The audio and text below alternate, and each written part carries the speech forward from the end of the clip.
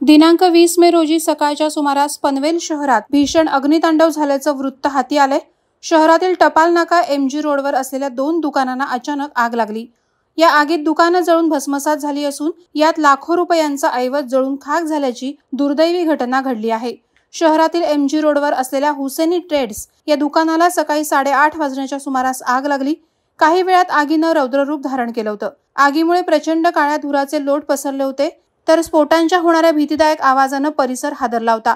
याबाबतची माहिती दुकान मालकाला परिसरातील नागरिकांनी कळवल्यानंतर पनवेल महानगरपालिका अग्निशमन दल तसंच पनवेल शहर पोलिसांना पाचारण करण्यात आलं। दरम्यान ही आग आतून पसरत बाजूला असलेल्या बुऱ्हाणी ट्रेड्स या दुकानाला सुद्धा लागली।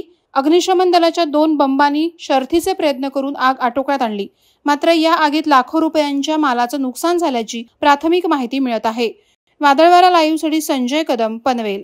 नवी मुंबई व रायगड जिल्ह्यातील ताज्या बातम्या आणि घडामोडींसाठी सबस्क्राईब करा वादळवारा लाईव्ह चॅनल आणि दाबा बेल आयकॉन।